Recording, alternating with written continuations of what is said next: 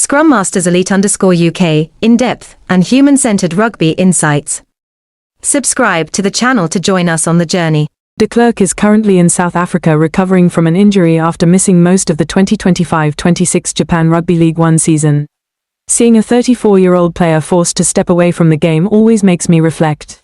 Elite sport is unforgiving. Time stands still for no one. And for someone who has devoted nearly his entire youth to rugby, the months of rehabilitation are not just a battle with the body, but an inner struggle as well.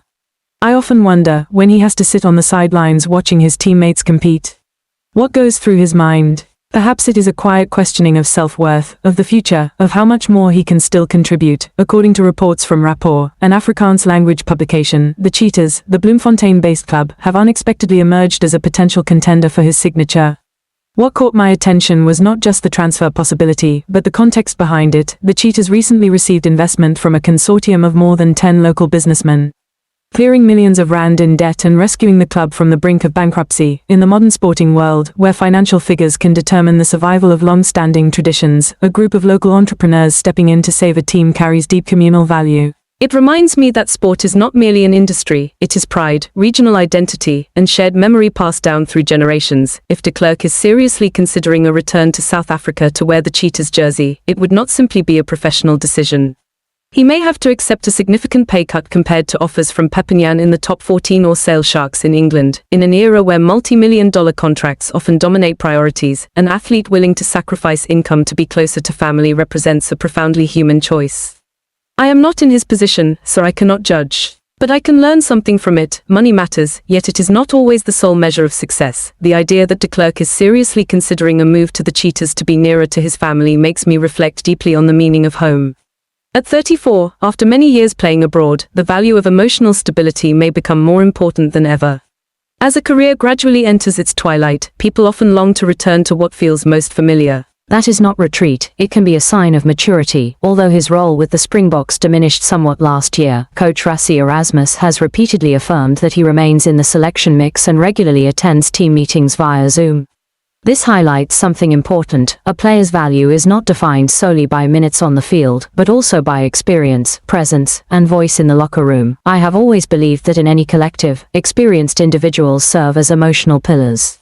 They may no longer be the fastest, but they understand the game at the deepest level. For fans, this is a reminder not to judge a player solely by statistics or highlight moments. Earlier rumors linking him with RC Toulon generated considerable buzz, especially with the contracts of Baptiste Serin and Ben White nearing expiration. However, once Serin extended his deal, the speculation cooled. It shows how fragile the transfer market can be. One signature, one decision elsewhere, can completely alter a player's trajectory. Sale Sharks were also mentioned as a possible destination as they look for a replacement for Rafi Klerk. Here I see an intriguing cycle within rugby. Young players depart, seasoned veterans may return, and clubs must constantly balance present needs with future planning. It is an endless rotation. Meanwhile, Pep and Jan have not hidden their interest. President François Rivière acknowledged that Klerk does not come cheap and that negotiations remain uncertain. Even as a career approaches its later stages, the value of a world champion remains high. Yet clubs must weigh budgets, long-term strategy, and financial sustainability. On another front, reports from Rugby Pass about Grant Williams potentially replacing Klerk at the Cannon Eagles paint a picture of generational transition. Williams, a 2023 Rugby World Cup champion, is viewed as an ideal successor. His possible move from the Sharks to Japan highlights rugby's increasing globalization. Players from South Africa, New Zealand, England, France and beyond now move across continents, carrying with them distinct styles, cultures, and experience. The team led by Dave Rennie currently includes Ardie Savea, though the All Black star is expected to return to New Zealand before the 2027 Super Rugby Pacific season.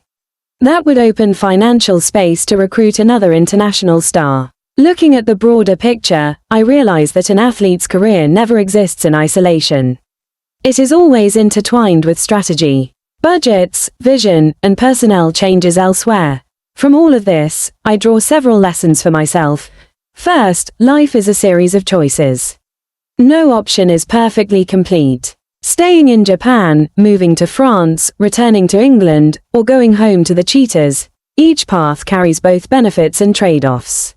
What matters is understanding one's core values at each stage of life.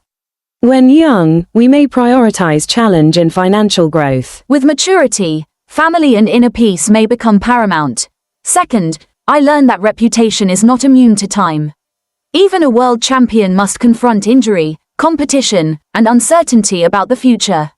That realization makes me more humble. In my own work and life, I understand the danger of resting on past victories. A career is a continuous process of adaptation.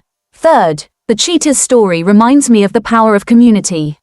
When a club on the verge of bankruptcy is saved by local businesspeople, it proves that solidarity can alter destiny. For fans, it sends a message: we are not merely spectators. Support, belief, and collective love can sustain an emblem of shared identity. For rugby fans in particular, and sports fans in general, I believe we need to view athletes through a more human lens. They are not merely transfer assets or salary figures. They are individuals with families, worries, dreams, and limitations. When a player considers returning home to be closer to family, perhaps we should respect that choice rather than reduce it to financial analysis. Success is not a fixed destination. It is the ability to adapt to change. It is the balance between personal ambition and responsibility to family and community. It is the courage to relinquish material gain in order to preserve what one believes matters more. I do not know which path Klerk will choose. But whether he stays in Japan, moves to France, returns to England, or goes home to the Cheetahs, I believe his decision will reflect his deepest values at this stage of life. And to me, that matters more than any contract.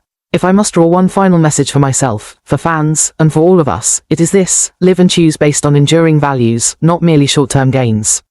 Because in the end, what remains is not the highest salary or the newest title, but the peace that comes from knowing you chose in alignment with your heart and your responsibilities. Scrum Masters Elite_UK says goodbye. Choose value, not just contracts. See you again.